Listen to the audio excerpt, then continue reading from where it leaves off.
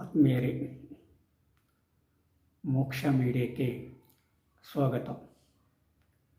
ನಾನು ಮೋಕ್ಷ ಹಿರೇಮಠ್. ಭಾರತದಲ್ಲಿ ಬ್ರಿಟಿಷ್ ಇಂಗ್ಲೀಷ್ ಮತ್ತು ಅಮೇರಿಕನ್ ಇಂಗ್ಲೀಷ್ ಭಾಳ ಗೊಂದಲವನ್ನುಂಟು ಮಾಡ್ತಾ ಇದೆ. ಸಾಮಾನ್ಯವಾಗಿ ನಾವು ಭಾರತದಲ್ಲಿ ಬ್ರಿಟಿಷ್ ಇಂಗ್ಲೀಷನ್ನು ಅನುಸರಿಸುತ್ತಿದ್ದೇವೆ. ಆದರೆ ಇತ್ತೀಚೆಗೆ ನಗರೀಕರಣ, ವಿಜ್ಞಾನ ಮತ್ತು ಕಂಪ್ಯೂಟರ್ಗಳು ಮತ್ತು ಡಿಜಿಟಲ್ ವರ್ಲ್ಡ್ ಬೆಳವಣಿಗೆಯಾದ ಮೇಲೆ ಹೆಚ್ಚಾಗಿ ನಾವು ಅಮೇರಿಕನ್ ಇಂಗ್ಲೀಷನ್ನು ಬಳಕೆ ಮಾಡ್ತಾ ಇದ್ದೇವೆ. ಹೀಗಾಗಿ ಎಷ್ಟೋ ಸಲ ಯಾವುದು ಶುದ್ಧ ಇಂಗ್ಲೀಷು, ಯಾವುದು ಬ್ರಿಟಿಷ್ ಇಂಗ್ಲೀಷು, ಯಾವುದು ಅಮೇರಿಕನ್ ಇಂಗ್ಲೀಷ್ ಅನ್ನುವ ತಾಕಲಾಟದಲ್ಲಿ ನಾವೆಲ್ಲ ತೊಳಲ್ತಾ ಇದ್ದೇವೆ. ಆದರೆ ಅದನ್ನು ತೊಳಲಾಡುವುದು ಅಷ್ಟು ಅವಶ್ಯಕತೆ ಇಲ್ಲ ಅಂತೇಳಿ ನನಗನ್ನಿಸ್ತಾ ಇದೆ. ಆತ್ಮೀಯರೇ, ಈ ವಿಷಯವನ್ನು ತಿಳಿಯುವುದಕ್ಕಿಂತ ಮೊದಲು ಲೈಕ್ ಮಾಡಿ, ಶೇರ್ ಮಾಡಿ, ಸಬ್ಸ್ಕ್ರೈಬ್ ಆಗಿ. ಆತ್ಮೀಯರೇ, ಅಮೇರಿಕನ್ ಇಂಗ್ಲೀಷ್ ಈಗ ಪ್ರಚಲಿತದಲ್ಲಿರ್ತಕ್ಕಂಥ ಇಂಗ್ಲೀಷ್. ಇದು ಒಂದು ಇಂಗ್ಲೀಷ್ ಪ್ರಕಾರ ಇಂದು ಪ್ರಸ್ತುತದಲ್ಲಿದೆ ಮತ್ತು ಬಹಳ ಪ್ರಚಲಿತದಲ್ಲಿದೆ. ಅಷ್ಟೇ ಪ್ರಭಾವಿ ಇಂಗ್ಲೀಷ್ ಕೂಡ ಹೌದು ಜಗತ್ತಿನಲ್ಲಿ. ಅಮೇರಿಕದಲ್ಲಿ ಎಲ್ಲ ತೆರನಾದ ಇಂಗ್ಲೀಷ್ ಮಾತನಾಡುವವರು ಸುಮಾರಾಗಿ 235ರಿಂದ 250 ಮಿಲಿಯನ್ ಜನರಿದ್ದಾರೆ. ಅಮೇರಿಕದ ಇಂಗ್ಲೀಷ್ ಆದರೂ ಕೂಡ ಇಂಗ್ಲೀಷ್ ಹುಟ್ಟಿ ಬೆಳೆದದ್ದು ಯುರೋಪ್ ಖಂಡದಲ್ಲಿ. ಇಂಗ್ಲೀಷ್ ಇಂಡೋ ಯುರೋಪಿಯನ್ ಕುಟುಂಬಕ್ಕೆ ಸೇರ್ತಾ ಇದೆ. ಜರ್ಮನಿಯಲ್ಲಿರ್ತಕ್ಕಂಥ, ಪಶ್ಚಿಮ ಜರ್ಮನಿಯಲ್ಲಿ ವಾಸವಾಗಿರ್ತಕ್ಕಂಥ ಆಂಗ್ಲೋ ಸ್ಯಾಕ್ಸನ್, ಇಂಗ್ವ್ಯಾನಿಕ್, ಪ್ರೆಷಿಯನ್ ಅಂತಕ್ಕಂಥ ಗುಡ್ಡಗಾಡು ಜನಾಂಗಗಳು ಡಚ್ ಮೂಲಕ ಬ್ರಿಟಿಷ್ ಪ್ರದೇಶವನ್ನು ಪ್ರವೇಶಿಸಿ ಅಲ್ಲೇ ನೆಲೆಯೂರಿ ಇಂಗ್ಲೀಷ್ ತಮ್ಮ ಭಾಷೆಯನ್ನಾಗಿ ಮಾಡಿಕೊಂಡು ಅದನ್ನು ಬಳಸಿದವು ಮತ್ತು ಬೆಳೆಸಿದವು. ನಂತರದಲ್ಲಿ ಇಂಗ್ಲೀಷ್ ಸಾಮ್ರಾಜ್ಯ ಉದಯವಾದ ಮೇಲೆ ಸಾಮಾನ್ಯವಾಗಿ 15-16ನೇ ಶತಮಾನದಲ್ಲಿ ಇಂಗ್ಲೀಷ್ ಸಾಮ್ರಾಜ್ಯ ಪ್ರವರ್ಧಮಾನಕ್ಕೆ ಬಂದ ಮೇಲೆ ಅಲ್ಲಿರ್ತಕ್ಕಂಥ ವ್ಯಕ್ತಿಗಳು ಬೇರೆ ಬೇರೆ ಕಡೆ ಕೆಲಸವನ್ನು ಅರಿಸಿಕೊಂಡು, ಸಂಪತ್ತನ್ನು ಹುಡುಕಿಕೊಂಡು, ಖನಿಜಗಳನ್ನು ಶೋಧನೆ ಮಾಡಿಕೊಂಡು ತಮ್ಮ ಸಾಹಸಿ ಜೀವನವನ್ನು ಪ್ರಾರಂಭ ಮಾಡ್ತಾರೆ. ಹಾಗೆ ಪ್ರಾರಂಭ ಮಾಡುವಾಗ ಅವರು ಬೇರೆ ಬೇರೆ ದೇಶಗಳಿಗೆ, ಬೇರೆ ಬೇರೆ ಖಂಡಗಳಿಗೆ ಪ್ರಯಾಣ ಬೆಳೆಸ್ತಾರೆ. ಇದು ಬ್ರಿಟಿಷರು ಮಾತ್ರವಲ್ಲ, ಆಗ ಪ್ರಚಲಿತದಲ್ಲಿರ್ತಕ್ಕಂಥ ಡಚ್ಚರು, ಸ್ಪೇನರು, ಫ್ರೆಂಚರು, ಇತರರು ಕೂಡ ತಮ್ಮ ಸಾಹಸಗಾಥೆಯನ್ನು ಮುಂದುವರಿಸಿ ಬೇರೆ ಬೇರೆ ಖಂಡಗಳಿಗೆ ತಲುಪಿ ಅವುಗಳನ್ನು ತಮ್ಮ ವಸಾಹತುಗಳನ್ನಾಗಿ ಮಾಡಿಕೊಳ್ತಾರೆ. ಹೀಗೆ ಪ್ರಮುಖವಾಗಿ ಬೇರೆ ಖಂಡಗಳನ್ನು ಶೋಧಿಸಿ ತಮ್ಮ ವಸಾಹತುಗಳನ್ನಾಗಿ ಮಾಡಿಕೊಂಡವರಲ್ಲಿ ಸ್ಪೇನರು, ಡಚ್ಚರು, ಫ್ರೆಂಚರು ಮತ್ತು ಇಂಗ್ಲೀಷ್ನವರು ಬಹಳ ಮುಖ್ಯರಾಗ್ತಾರೆ. ಹೀಗೆ ಬೇರೆ ಬೇರೆ ಖಂಡಗಳನ್ನು ಶೋಧಿಸಿ ಆ ಖಂಡಗಳಲ್ಲಿ ನೆಲೆಯೂರಲಿಕ್ಕೆ ಪ್ರಾರಂಭ ಮಾಡ್ತಾರೆ. 17ನೇ ಶತಮಾನದ ಮಧ್ಯಭಾಗದಲ್ಲಿ ಬ್ರಿಟಿಷರು ಅಮೇರಿಕವನ್ನು ವಸಾಹತುವಾಗಿ ಮಾಡಿಕೊಂಡು ಅಲ್ಲಿ ನೆಲೆ ನಿಲ್ಲಕ್ಕೆ ಪ್ರಾರಂಭ ಆಗ್ತಾರೆ. ಅದೇ ವೇಳೆಯಲ್ಲಿ ಯುರೋಪಿಯನ್ನರು ಕೂಡ ಅಲ್ಲಿ ನೆಲೆ ನಿಂತು ತಮ್ಮ ವಸಾಹತುಗಳನ್ನು ಗಟ್ಟಿಗೊಳಿಸ್ತಾರೆ.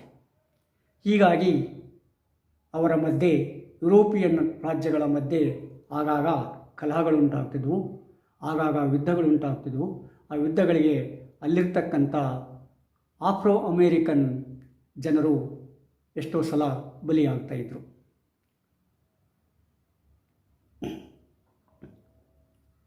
ಅಂದರೆ ಯಾವಾಗ ಬ್ರಿಟಿಷರು ಅಮೇರಿಕ ಖಂಡವನ್ನು ತಲುಪಿ ಅಲ್ಲಿ ನಿವಾಸಿಗಳಾಗಿ ಅದನ್ನು ವಸಾಹತುವನ್ನಾಗಿ ಮಾಡಿಕೊಂಡು ತಮ್ಮ ಬದುಕನ್ನು, ತಮ್ಮ ಆಳ್ವಿಕೆಯನ್ನು ಪ್ರಾರಂಭ ಮಾಡಿದರೂ ಆವಾಗಲಿಂದ ಅಲ್ಲಿ ಇಂಗ್ಲೀಷ್ ತಳ ಊರಲಿಕ್ಕೆ ಪ್ರಾರಂಭ ಆಗುತ್ತೆ.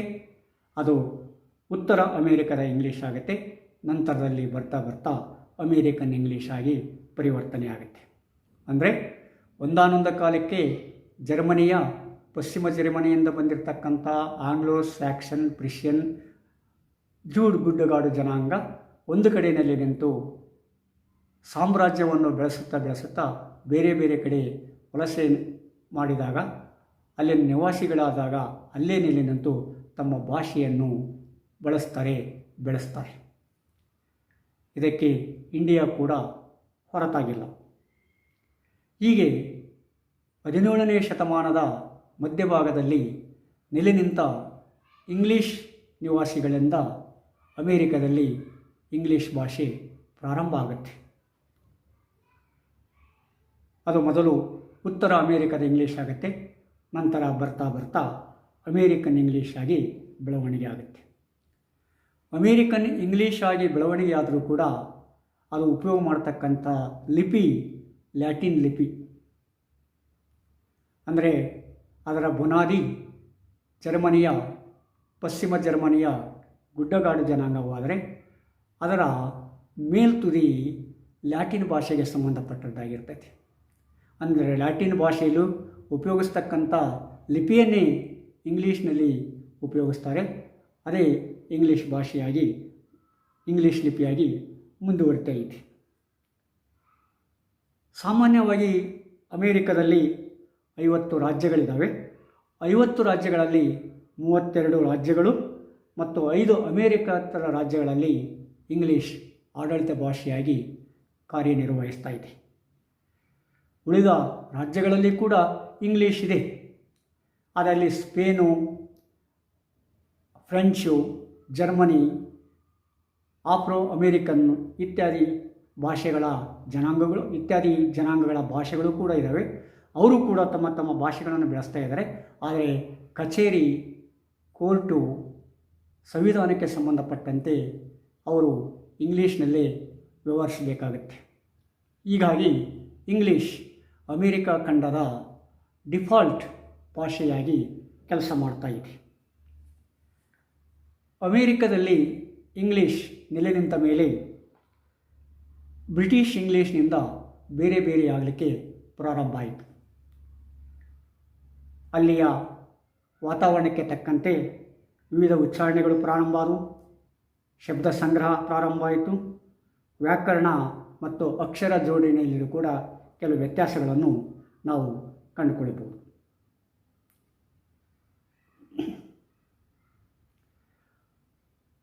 ಅಮೇರಿಕದಲ್ಲಿ ಬೇರೆ ಬೇರೆ ಜನಾಂಗಗಳು ಕೂಡ ಇಂಗ್ಲೀಷ್ ಭಾಷೆಯ ಮೇಲೆ ಪರಿಣಾಮ ಬೀರಿವೆ.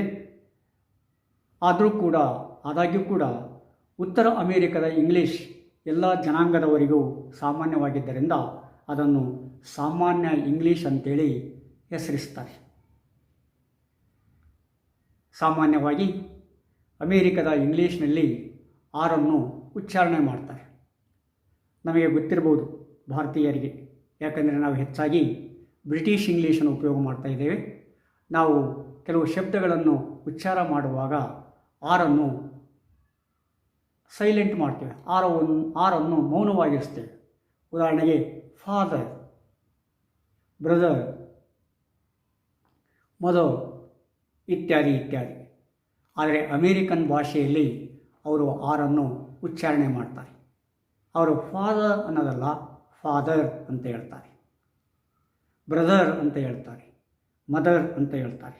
ಹೀಗಾಗಿ ಅಮೇರಿಕನ್ ಇಂಗ್ಲೀಷ್ನಲ್ಲಿ ಆರ್ ಮೌನವಾಗಿರೋದಿಲ್ಲ, ಅದು ಚಟುವಟಿಕೆಯಿಂದಿರುತ್ತೆ, ಅದು ಉಚ್ಚಾರಣೆಗೊಳ್ತಾ ಇದೆ. ಹಾಗೆಯೇ ಶಬ್ದ ಸಂಗ್ರಹದಲ್ಲಿ ಕೂಡ ಕೆಲವಾರು ಬದಲಾವಣೆಗಳಾದವು. ಆ ದೇಶದಲ್ಲಿರ್ತಕ್ಕಂಥ ಅಮೇರಿಕ ಖಂಡದಲ್ಲಿರ್ತಕ್ಕಂಥ ಬೇರೆ ಬೇರೆ ಜನಾಂಗಗಳ ಶಬ್ದಗಳು ಕೂಡ ಇಂಗ್ಲೀಷ್ನಲ್ಲಿ ಕಲಬೆರಕೆಯಾದವು, ಇಂಗ್ಲೀಷ್ನಲ್ಲಿ ಉಪಯೋಗ ಆಗಲಿಕ್ಕೆ ಪ್ರಾರಂಭ ಆದವು. ಜರ್ಮನಿಯ ಕಿಂಡರ್ಗಾರ್ಟನ್ ಶಬ್ದ, ಫ್ರೆಂಚ್ ಭಾಷೆಯ ಲೇವಿ ಶಬ್ದ, ಡಚ್ ಭಾಷೆಯ ಕುಕ್ಕಿ ಶಬ್ದ, ಮೆಕ್ಸಿಕನ್ ಸ್ಪ್ಯಾನಿಷ್ ಭಾಷೆಯ ಸಿಲಾಂಟ್ರೋ ಶಬ್ದ ಮುಂತಾದವುಗಳು ಅಮೇರಿಕನ್ ಇಂಗ್ಲೀಷ್ ಭಾಷೆಯಲ್ಲಿ ಬಳಸಲ್ಪಡಲಿಕ್ಕೆ ಪ್ರಾರಂಭ ಆದವು.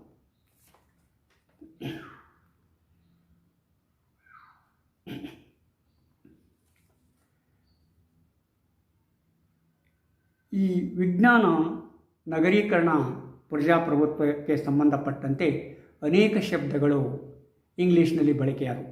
ಯಾಕಂದರೆ ಅಮೇರಿಕ ಖಂಡದಲ್ಲಿ, ಉತ್ತರ ಅಮೇರಿಕದಲ್ಲಿ ನೆಲೆಯೂರಿದ್ದ ಎಷ್ಟೋ ಸಾಹಸಿಗಳು ವಿಜ್ಞಾನವನ್ನು, ನಗರೀಕರಣವನ್ನು, ಪ್ರಜಾಪ್ರಭುತ್ವವನ್ನು ತಮ್ಮ ಜೀವನದ ಒಂದು ಭಾಗವಾಗಿ ಮಾಡಿಕೊಳ್ತಾರೆ. ವೈಜ್ಞಾನಿಕವಾಗಿ ಬೆಳವಣಿಗೆಗಳಾಗುತ್ತವೆ. ವಿಜ್ಞಾನ ಬೆಳವಣಿಗೆ ಆದಂಗೆಲ್ಲ ನಗರೀಕರಣ ಆಗುತ್ತೆ, ನಗರೀಕರಣ ಆದಂಗೆಲ್ಲ ಪ್ರಜಾಪ್ರಭುತ್ವಕ್ಕೆ ಒತ್ತು ಕೊಡುತ್ತಾರೆ. ಆಗ ಕೆಲವಾರು ಶಬ್ದಗಳು ಇಂಗ್ಲೀಷ್ ಭಾಷೆಯಲ್ಲಿ ಬೆಳೆಸಲ್ಪಡ್ತವೆ. ಎಷ್ಟೋ ಸಾಹಸಿಗಳು ಅಮೇರಿಕಕ್ಕೆ ಬಂದದ್ದು ಸಂಪತ್ತನ್ನು ಅರಸಿಕೊಂಡು. ಯಾಕಂದರೆ ಅಮೇರಿಕ ಖಂಡದಲ್ಲಿ ಸಾಕಷ್ಟು ಖನಿಜಗಳಿದೆ, ಸಾಕಷ್ಟು ಪೆಟ್ರೋಲ್ ಇದೆ, ಸಾಕಷ್ಟು ಡೀಸೆಲ್ ಸಿಗ್ತಾ ಇದೆ, ಬಂಗಾರ ಸಿಗ್ತಾ ಇದೆ, ಡೈಮಂಡ್ ಸಿಗ್ತಾ ಇದೆ, ಕಾಪರ್ ಸಿಗ್ತಾ ಇದೆ, ಸಿಲ್ವರ್ ಸಿಗ್ತಾ ಇದೆ, ಮತ್ತು ಇನ್ನು ಅನೇಕ ಖನಿಜಗಳು ಅಲ್ಲಿ ಮನೆ ಮಾಡಿಕೊಂಡು ಬಿಟ್ಟಿದ್ದಾವೆ. ಅಂಥ ಖನಿಜಗಳು ಬ್ರಿಟಿಷರನ್ನು ಮತ್ತು ಯುರೋಪಿಯನ್ ಖಂಡದ ಇತರ ರಾಜ್ಯಗಳನ್ನು ಕೂಡ ಸಂಪದ್ಭರಿತಗೊಳಿಸಿದವು. ಈ ಕಾರಣದಿಂದಲೇ ಎಷ್ಟೋ ಯುರೋಪಿಯನ್ನರು ಅಮೇರಿಕದಲ್ಲಿ ನೆಲೆ ನಿಂತು ತಮ್ಮ ಬದುಕನ್ನು ರೂಪಿಸಿದರು. ಅಷ್ಟೇ ಅಲ್ಲ, ಅವರು ಬೇರೆ ಬೇರೆ ಕಡೆ ಕೂಡ ವಸಾಹತುಗಳನ್ನು ನಿರ್ಮಾಣ ಮಾಡಿ ತಮ್ಮ ಅಂಕಿತದಲ್ಲಿಟ್ಟು ಅವುಗಳಿಂದ ತಮ್ಮ ಸಂಪತ್ತನ್ನು ವೃದ್ಧಿಗೊಳಿಸಿಕೊಂಡರು. ಹೀಗೆ ವಿಜ್ಞಾನ, ನಗರೀಕರಣ ಮತ್ತು ಪ್ರಜಾಪ್ರಭುತ್ವಕ್ಕೆ ಸಂಬಂಧಪಟ್ಟ ಶಬ್ದಗಳನ್ನು ನಾವು ನೋಡ್ಬೋದು. ಉದಾಹರಣೆಗೆ ವಿಜ್ಞಾನಕ್ಕೆ ಸಂಬಂಧಪಟ್ಟಂಥ ಎಸ್ಕಲೇಟರ್, ಗ್ಯಾಸೋಲಿನ್ ಪದಗಳು, ನಗರೀಕರಣಕ್ಕೆ ಸಂಬಂಧಪಟ್ಟಂತೆ ಇಂಟರ್ವ್ಯೂ, ಅಡ್ವೊಕೇಟ್ ಇತ್ಯಾದಿ ಶಬ್ದಗಳು, ಮತ್ತು ಪರಿಸರಕ್ಕೆ ಸಂಬಂಧಪಟ್ಟಂತೆ fall, faucet, candy, eyeglass, mad, smart ಇತ್ಯಾದಿ ಶಬ್ದಗಳನ್ನು ಕೂಡ ನಾವು ನೋಡ್ಬೋದು. ಅಂದರೆ ಇಲ್ಲಿ ಅಮೇರಿಕನ್ ಇಂಗ್ಲೀಷ್ನಲ್ಲಿ ನಾಮಪದ ಕೂಡ ಕ್ರಿಯಾಪದ ಆಗುತ್ತೆ. ಉದಾಹರಣೆಗೆ ಇಂಟರ್ವ್ಯೂ. ಆದರೆ ಇಂಗ್ಲೀಷ್ ಭಾಷೆಯಲ್ಲಿ ನಾಮಪದ ಕ್ರಿಯಾಪದವಾಗುವುದು ಭಾಳ ಕ್ವಚಿತ್. ಮತ್ತು ಪರಿಸರಕ್ಕೆ ಸಂಬಂಧಪಟ್ಟಿರ್ತಕ್ಕಂಥ ಕೆಲವು ಶಬ್ದಗಳು, ಈಗ ಬ್ರಿಟಿಷ್ ಇಂಗ್ಲೀಷ್ನಲ್ಲಿ ಆಟಮ್ ಅಂತ ಹೇಳಿದರೆ ಅಮೇರಿಕನ್ ಇಂಗ್ಲೀಷ್ನಲ್ಲಿ ಫಾಲ್ ಅಂತ ಹೇಳಲಿಕ್ಕೆ ಶುರು ಮಾಡಿದರು. ಬ್ರಿಟಿಷ್ ಇಂಗ್ಲೀಷ್ನಲ್ಲಿ ಟ್ಯಾಪ್ ಅಂತ ಹೇಳಿದ್ರೆ ಅಮೇರಿಕನ್ ಇಂಗ್ಲೀಷ್ನಲ್ಲಿ ಪಾಸೆಟ್ ಅಂತ ಹೇಳಿದರು. ಬ್ರಿಟಿಷ್ ಇಂಗ್ಲೀಷ್ನಲ್ಲಿ ಸ್ವೀಟ್ ಅಂತ ಹೇಳಿದರೆ ಅಮೇರಿಕನ್ ಇಂಗ್ಲೀಷ್ನಲ್ಲಿ ಕ್ಯಾಂಡಿ ಅಂತ ಹೇಳಿದರು. ಬ್ರಿಟಿಷ್ ಇಂಗ್ಲೀಷ್ನಲ್ಲಿ ಸ್ಪೆಕ್ಟ್ಯಾಕಲ್ಸ್ ಅಂತ ಹೇಳಿದ್ರೆ ಅಮೇರಿಕನ್ ಇಂಗ್ಲೀಷ್ನಲ್ಲಿ ಐ ಗ್ಲಾಸಸ್ ಅಂತ ಹೇಳಿದರು. ಬ್ರಿಟಿಷ್ ಇಂಗ್ಲೀಷ್ನಲ್ಲಿ ಯಂಗ್ರಿ ಅಂದರೆ ಅಮೇರಿಕನ್ ಇಂಗ್ಲೀಷ್ನಲ್ಲಿ ಮ್ಯಾಡ್ ಅಂತ ಹೇಳಿದರು. ಸ್ಮಾರ್ಟ್ ಅಂತ ಅಮೇರಿಕನ್ ಇಂಗ್ಲೀಷ್ನಲ್ಲಿ ಹೇಳಿದರೆ ಬ್ರಿಟಿಷ್ ಇಂಗ್ಲೀಷ್ನಲ್ಲಿ ಇಂಟೆಲಿಜೆಂಟ್ ಅಂತ ಹೇಳಿದರು. ಸಿಕ್ ಅಂತ ಅಮೇರಿಕನ್ ಇಂಗ್ಲೀಷ್ನಲ್ಲಿ ಹೇಳಿದರೆ ಇಲ್ಲ ಅಂತೇಳಿ ಬ್ರಿಟಿಷ್ ಇಂಗ್ಲೀಷ್ನಲ್ಲಿ ಹೇಳಿದರು. ಈ ತೆರನಾದ ಕೆಲವು ಶಬ್ದಗಳನ್ನು ನಾವು ಕಾಣ್ತಾ ಇದ್ದೇವೆ. ಗ್ರಾಮರ್ನಲ್ಲಿ ಕೆಲವಾರು ವ್ಯತ್ಯಾಸಗಳಾದವು, ಆದರೆ ಮೂಲಭೂತವಾಗಿ ಅಂಥ ವ್ಯತ್ಯಾಸಗಳನ್ನು ನಾವು ಕಾಣೋದಿಲ್ಲ. ಒಂದು ವೇಳೆ ಆ ವ್ಯತ್ಯಾಸಗಳಿದ್ದರೂ ಕೂಡ ಅವು ಭಾಳ ನೆಗ್ಲಿಜಿಬಲ್ ರೂಪದಲ್ಲಿದ್ದೇವೆ. ಫಾರ್ ಎಕ್ಸಾಂಪಲ್, ನಾವು ಅಮೇರಿಕನ್ ಇಂಗ್ಲೀಷ್ನಲ್ಲಿ ಇನ್ ಸ್ಕೂಲ್ ಅಂತ ಹೇಳ್ತೀವಿ, ಆದರೆ ಬ್ರಿಟಿಷ್ ಇಂಗ್ಲೀಷ್ನಲ್ಲಿ ಎಟ್ ಸ್ಕೂಲ್ ಅಂತ ಹೇಳ್ತೀವಿ. ಬ್ರಿಟಿಷ್ ಇಂಗ್ಲೀಷ್ನಲ್ಲಿ ಎಟ್ ಸ್ಕೂಲ್ ಹೇಳೋದ್ರೊಳಗೆ ಇನ್ ಸ್ಕೂಲ್ ಅಂತ ಹೇಳಿದ್ರೆ ಅದೊಂದು ತಪ್ಪು ಅಂತ ಹೇಳ್ತಾರೆ. ಆದರೆ ಈಗ ಹಾಗೆ ಹೇಳಲಿಕ್ಕೆ ಸಾಧ್ಯತೆ ಇಲ್ಲ. ಯಾಕಂದರೆ ಆ ಇನ್ ಸ್ಕೂಲ್ ಅಮೇರಿಕನ್ ಇಂಗ್ಲೀಷ್ ಕೂಡ ಒಪ್ಪಿತ ಒಂದು ಶಬ್ದವಾಗಿದೆ, ಒಪ್ಪಿತ ಒಂದು ಭಾಷೆಯಾಗಿದೆ. ಹೀಗಾಗಿ ಅಮೇರಿಕನ್ ಇಂಗ್ಲೀಷ್ನಲ್ಲಿ ಕೆಲವಾರು ಬದಲಾವಣೆಗಳಾದವು. 1828ರ ಸುಮಾರಕ್ಕೆ ವೆಬ್ಸ್ಟರ್ ಡಿಕ್ಷನರಿ ಬಂತು. ಆ ವೆಬ್ಸ್ಟರ್ ಡಿಕ್ಷನರಿಯನ್ನು ನೋರಾ ವೆಬ್ಸ್ಟರ್ ಅಂತಕ್ಕಂಥ ವ್ಯಕ್ತಿ ಸಂಗ್ರಹ ಮಾಡ್ತಾನೆ. ಆ 1828ರಲ್ಲಿ ವೆಬ್ಸ್ಟರ್ ಡಿಕ್ಷನರಿ ಸಂಗ್ರಹ ಆದಮೇಲೆ, ವೆಬ್ಸ್ಟರ್ ಡಿಕ್ಷನರಿಯು ಪ್ರಕಟ ಆದಮೇಲೆ ಅಲ್ಲಿ ಆ ಅಮೇರಿಕನ್ ಭಾಷೆಗೆ ಒಂದು ಸಂವಿಧಾನಾತ್ಮಕ, ಒಂದು ಸಾರ್ವಜನಿಕ ಒಪ್ಪಿತ ಸ್ಥಾನಮಾನ ಸಿಗುತ್ತೆ.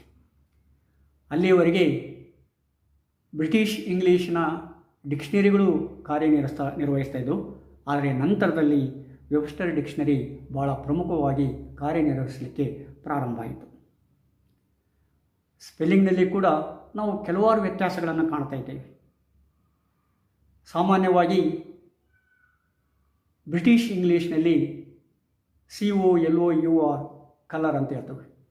ಆದರೆ ಅಮೇರಿಕನ್ ಇಂಗ್ಲೀಷ್ನಲ್ಲಿ COLOR ಆಗುತ್ತೆ.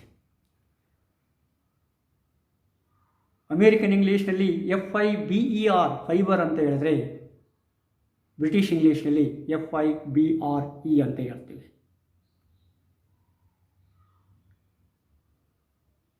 ಬ್ರಿಟಿಷ್ ಇಂಗ್ಲೀಷ್ನಲ್ಲಿ DEFENC ಡಿಫೆನ್ಸ್ ಅಂತ ಹೇಳಿದ್ರೆ, ಅಮೇರಿಕನ್ ಇಂಗ್ಲೀಷ್ನಲ್ಲಿ DEFENSE ಅಂತ ಹೇಳ್ತೀವಿ.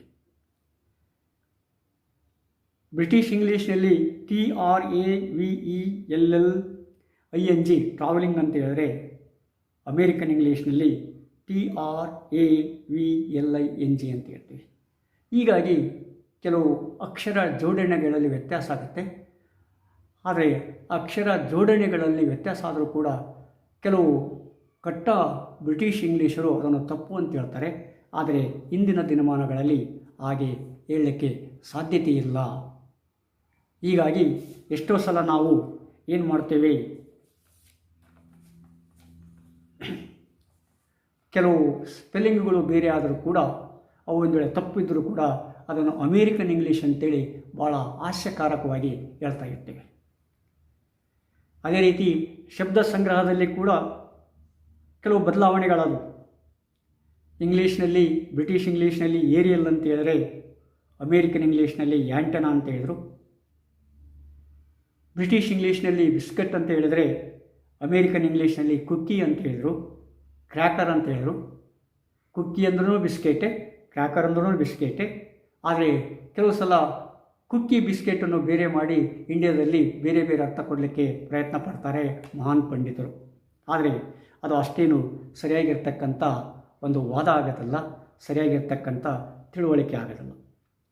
ಹಾಗೆಯೇ ಬ್ರಿಟಿಷ್ ಇಂಗ್ಲೀಷ್ನಲ್ಲಿ ಕಾರ್ ಪಾರ್ಕಿಂಗ್ ಅಂತ ಹೇಳಿದರೆ, ಅಮೇರಿಕನ್ ಇಂಗ್ಲೀಷ್ನಲ್ಲಿ ಪಾರ್ಕಿಂಗ್ ಲಾಟ್ ಅಂತ ಹೇಳಿದರು. ಬ್ರಿಟಿಷ್ ಇಂಗ್ಲೀಷ್ನಲ್ಲಿ ಫ್ಲ್ಯಾಟ್ ಅಂತ ಹೇಳಿದರೆ, ಅಮೇರಿಕನ್ ಇಂಗ್ಲೀಷ್ನಲ್ಲಿ ಅಪಾರ್ಟ್ಮೆಂಟ್ ಅಂತ ಹೇಳಿದರು. ಕೊಡ್ತಕ್ಕಂಥ ಅರ್ಥ ಒಂದೇ. ಕೆಲವು ಸಲ ನಾನು ನಮ್ಮ ಕೆಲವು ಇಂಜಿನಿಯರ್ ಗೆಳೆಯರನ್ನು ಕೇಳಿದೆ, ಅವರು ಫ್ಲ್ಯಾಟ್ ಮತ್ತು ಅಪಾರ್ಟ್ಮೆಂಟ್ಗೆ ಇರ್ತಕ್ಕಂಥ ವ್ಯತ್ಯಾಸ ಹೇಳಲಿಕ್ಕೆ ತಿಣುಕಾಡಿಬಿಟ್ರು. ಆದರೆ ಅವುಗಳಲ್ಲಿ ವ್ಯತ್ಯಾಸ ಏನಿಲ್ಲ. ಒಂದು ಬ್ರಿಟಿಷ್ ಇಂಗ್ಲೀಷು, ಮತ್ತೊಂದು ಅಮೇರಿಕನ್ ಇಂಗ್ಲೀಷು. ಫ್ಲ್ಯಾಟ್ ಅನ್ನೋದು ಬ್ರಿಟಿಷ್ ಇಂಗ್ಲೀಷು, ಅಪಾರ್ಟ್ಮೆಂಟ್ ಅನ್ನೋದು ಅಮೇರಿಕನ್ ಇಂಗ್ಲೀಷು. ಹಾಗೆಯೇ ಹಾಲಿಡೇ ಅನ್ನೋದು ಬ್ರಿಟಿಷ್ ಇಂಗ್ಲೀಷು, ವೆಕೇಷನ್ ಅನ್ನೋದು ಅಮೇರಿಕನ್ ಇಂಗ್ಲೀಷು. ಈ ತೆರನಾದ ಕೆಲವು ವ್ಯತ್ಯಾಸಗಳನ್ನು ನಾವು ಈ ಅಮೇರಿಕನ್ ಇಂಗ್ಲೀಷ್ನಲ್ಲಿ ನೋಡ್ತಾ ಇದ್ದೇವೆ.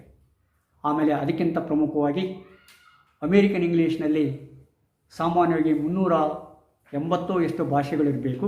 ಆ ಭಾಷೆಗಳು ಇಂಗ್ಲೀಷ್ ಮೇಲೆ ಪ್ರಭಾವ ಬೀರುವುದರಿಂದ ಏನಾಗುತ್ತೆ, ಆ ಅಮೇರಿಕನ್ ಇಂಗ್ಲೀಷ್ನಲ್ಲಿ ಕೂಡ ಕೆಲವು ಎಕ್ಸೆಂಟ್ಗಳು, ಅಂದರೆ ಆ ಭಾಷೆಯನ್ನು, ಆ ಶಬ್ದವನ್ನು ಉಚ್ಚಾರ ಮಾಡ್ತಕ್ಕಂಥ ರೀತಿ ನೀತಿ ಕೂಡ ಬೇರೆ ಆಗುತ್ತೆ.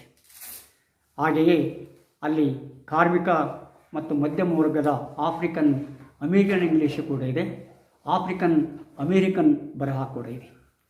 ಅಷ್ಟೇ ಅಲ್ಲ, ಯಹೂದಿಗಳು ಕೂಡ ಅಮೇರಿಕದಲ್ಲಿ ಅಮೇರಿಕದ ನಿವಾಸಿಗಳಾದ ಮೇಲೆ ಅವರು ಕೂಡ ಇಂಗ್ಲೀಷ್ ಅಂತಕ್ಕಂಥ ಇಂಗ್ಲೀಷನ್ನು ಮನೆಯಲ್ಲಿ ಅಥವಾ ಹೊರಗಡೆ ಉಪಯೋಗ ಮಾಡ್ತಾರೆ. ಆ ಯಹೂದಿಗಳು ಉಪಯೋಗ ಮಾಡ್ತಕ್ಕಂಥ ಇಂಗ್ಲೀಷ್ಗೆ YINGLISH ಅಂತ ಹೇಳ್ತಾರೆ. ಅಂದರೆ ಈ ಎಡ್ಡೀಸ್ ಉಪಯೋಗ ಮಾಡ್ತಕ್ಕಂಥ ಇಂಗ್ಲೀಷ್ ಕೂಡ ಅದು ಅಸ್ತಿತ್ವಕ್ಕೆ ಬರ್ತಾ ಇದೆ. ಹೀಗಾಗಿ ಅಮೇರಿಕನ್ ಇಂಗ್ಲೀಷ್ ತನ್ನದೇ ಆದ ಒಂದು ನಿಲುವನ್ನು ಈಗ ಕಂಡುಕೊಂಡಿದೆ. ವಿಶೇಷವಾಗಿ ಅಂತರಿಕ್ಷದಲ್ಲಿ ಮತ್ತು ಅಂತರ್ಜಾಲದಲ್ಲಿ ಅನೇಕ ಬೆಳವಣಿಗೆಗಳಾದ ಮೇಲೆ ಅಮೇರಿಕನ್ ಇಂಗ್ಲೀಷ್ ಅನಿವಾರ್ಯ ಆಗಿಬಿಟ್ಟಿದೆ. ಈಗ ಎಷ್ಟೋ ಸಲ ಭಾರತದಂಥ ದೇಶಗಳಲ್ಲಿ ಕೂಡ, ಬ್ರಿಟಿಷ್ ದೇಶಗಳಲ್ಲಿ ಕೂಡ ಈಗ ಬ್ರಿಟಿಷ್ ಇಂಗ್ಲೀಷನ್ನು ಬಿಟ್ಟು ಅಮೇರಿಕನ್ ಇಂಗ್ಲೀಷನ್ನು ಅಪ್ಪಿಕೊಳ್ತಕ್ಕಂಥ ಸ್ಥಿತಿ ಉಂಟಾಗಿಬಿಟ್ಟಿದೆ. ಆದ ಕಾರಣ ನಾವು ಮೊದಲ ಹಾಗೆ ಬ್ರಿಟಿಷ್ ಇಂಗ್ಲೀಷೇ ಸರಿಯಾದ ಇಂಗ್ಲೀಷು, ಅಮೇರಿಕನ್ ಇಂಗ್ಲೀಷು ಅಲ್ಲ ಅಂತ ಹೇಳ್ತಕ್ಕಂಥ ಸ್ಥಿತಿಯಲ್ಲಿಲ್ಲ. ಅಮೇರಿಕನ್ ಇಂಗ್ಲೀಷ್ ಕೂಡ ಸರಿಯಾಗಿರ್ತಕ್ಕಂಥ ಇಂಗ್ಲೀಷು, ಜನರು ಒಪ್ಪಿರ್ತಕ್ಕಂಥ ಇಂಗ್ಲೀಷು, ವಿಜ್ಞಾನ, ನಗರೀಕರಣ, ಪ್ರಜಾಪ್ರಭುತ್ವ ಸ್ವೀಕಾರ ಮಾಡಿರ್ತಕ್ಕಂಥ ಇಂಗ್ಲೀಷು. ಆದ ಕಾರಣ ಆ ಇಂಗ್ಲೀಷ್ ಕೂಡ ಜನರ ಇಂಗ್ಲೀಷಾಗಿ ಪರಿವರ್ತನೆ ಆಗ್ತಾಯಿದೆ. ನಾನು ಅಮೇರಿಕದಲ್ಲಿ ಉಪಯೋಗ ಆಗಿರ್ತಕ್ಕಂಥ ಅಮೇರಿಕನ್ ಇಂಗ್ಲೀಷ್ ಬಗ್ಗೆ ಮಾತಾಡ್ತಾ ಇದ್ದೀನಿ. ಆದರೆ ಇನ್ನು ಅಮೇರಿಕದ ಇಂಗ್ಲೀಷ್ ಸಾಹಿತ್ಯದ ಬಗ್ಗೆ ನಾನು ಇನ್ನೂ ಏನೂ ಹೇಳಿಲ್ಲ. ಯಾವ ರೀತಿಯಾಗಿ ಅಮೇರಿಕದಲ್ಲಿ ಇಂಗ್ಲೀಷ್ ಭಾಷೆ ಬೆಳೀತೋ ಅದೇ ರೀತಿಯಾಗಿ ಅಮೇರಿಕದಲ್ಲಿ ಇಂಗ್ಲೀಷ್ ಸಾಹಿತ್ಯ ಕೂಡ ಬೆಳವಣಿಗೆಯಾಯಿತು. ಅದನ್ನು ಇನ್ನೊಂದು ಸಲ ಇನ್ನೊಂದು ಪ್ರಕರಣದಲ್ಲಿ ಇನ್ನೊಂದು ಕಥಾನಕದಲ್ಲಿ ನೋಡೋಣ.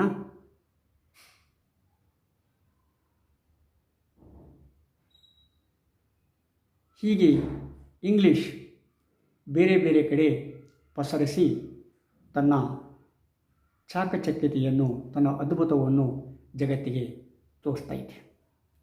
ಸಾಮಾನ್ಯವಾಗಿ ಈ ವಿದ್ಯೆಗೆ ಸಂಬಂಧಪಟ್ಟಿರ್ತಕ್ಕಂಥ ಎಷ್ಟೋ ಶಬ್ದಗಳು ಕೂಡ ಅಮೇರಿಕನ್ ಇಂಗ್ಲೀಷ್ನಲ್ಲಿ ಬಳಕೆಯಾಗ್ತಾ ಇದ್ದಾವೆ. ಹಾಗಾಗಿ ಇವತ್ತು ನಾವು ಅನಿವಾರ್ಯವಾಗಿ ಆ ದೇಶದ ಇಂಗ್ಲೀಷನ್ನು ಅರ್ಥ ಮಾಡಿಕೊಳ್ಬೇಕಾಗತ್ತೆ, ತಿಳ್ಕೊಳ್ಬೇಕಾಗತ್ತೆ. ಅದನ್ನು ಬಳಸಿದರೆ ತಪ್ಪಿಲ್ಲ ಅಂತಕ್ಕಂಥ ಮನೋಭಾವನೆಯನ್ನು ರೂಢಿಸ್ಕೊಳ್ಬೇಕಾಗುತ್ತದೆ. ಮತ್ತು ಮುಂದಿನ ಕಥಾನಕದಲ್ಲಿ ಮುಂದಿನ ವಿಷಯವನ್ನು ನೋಡೋಣ.